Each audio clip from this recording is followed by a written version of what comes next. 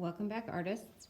Now that we have our plan for our snowman cut out and on paper, this is going to be our pattern. We're ready to start with clay. So you should have received a big plastic bag with some clay in it and a smaller plastic bag with a wooden stylus in it.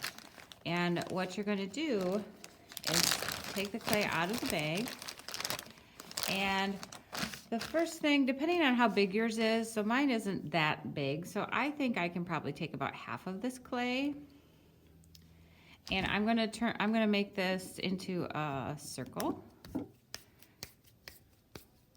And what I like to do is I like to kind of squish or slap it and then sort of squeeze it to work on getting rid of all of those wrinkles.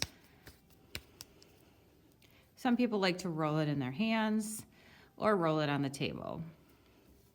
And then once I have a nice round shape, I'm gonna start to flatten it. And when I flatten it, I'm gonna hit it on the table with the meaty part of my hand, and I'm gonna flip it over. And I'm gonna keep doing this until I get a pinky width.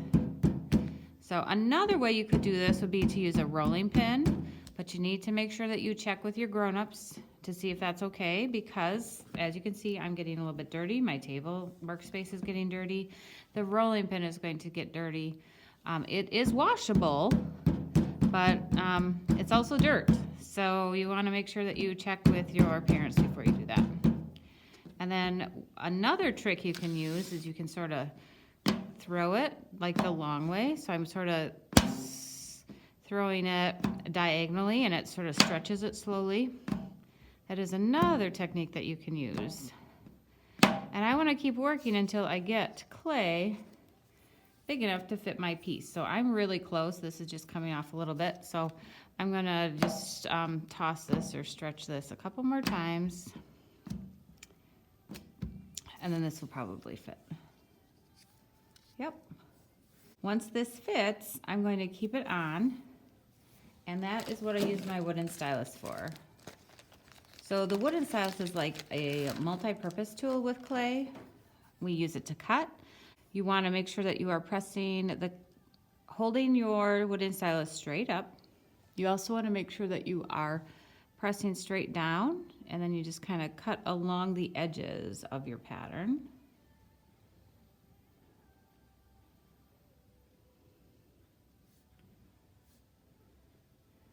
I'm going to go all the way around. And if I stop part way, I can just take this off and you can see the extra coming off. You want to make sure you keep this in as big a clump as possible, otherwise it will start to dry out on you.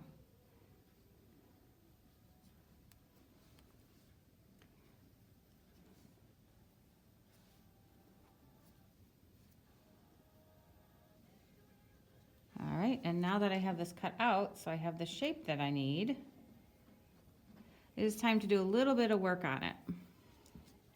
So today our goal is to make sure we get our shape cut out, and then we want to work on the edges. So you see how this is kind of sharp here, and there's some crumbs. I call these clay crumbs. You want to make sure you get rid of all of those clay crumbs, and you just take your finger and you smooth the edges. You don't have to do it a whole lot, but you want to round that off so that it doesn't become really sharp once it goes into the kiln. And I'm going to do this edge,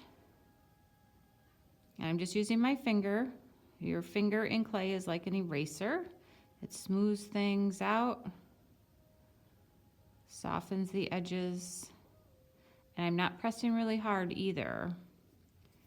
So if you press really hard, you can change the shape of it. So now that looks good on this side. I do want to check this side as well, so we don't want any sharp edges. Just a quick run around, go around on all the edges. If you have clay sort of stuck to your fingers, so I have some clay on the tip of my fingers, and that's why this is making it a little bit rougher instead of neater. So you want to make sure you get rid of those extra crumbs. And now that I have my shape figured out, I want to flip it over while it's still just flat, and I'm going to write my name. You want to write your first name and your class code. And you guys are in 3rd grade with Mrs. Chickenowitz, 3CIC. Now you can also see how I created even more crumbs with that. So again, I'm going to take my finger and I'm just going to kind of wipe it down to get those sharp edges off. If it fills in some of your stuff like over here, if it gets hard to read, you want to go back with your wooden stylus and rewrite it so that it's nice and neat. This is how I'm going to get these projects back to you, so I have to be able to read it. And then you are all set for today. So it's time to clean up, or if it's time to stop, you are going to put your clay. You have 2 plastic bags. So you're going to put your project clay, the stuff you're working on, in the big plastic bag, and you're going to store it flat. And then you want to make sure that you zip this closed. And as extra insurance, you can take the plastic bag and fold the ends down. This you want to just keep at your work surface or your workspace, and then your extra clay can go into the smaller Ziploc bag so it's not scrunching up or messing up your project. You're going to also want to spend some time cleaning off the table and washing your hands.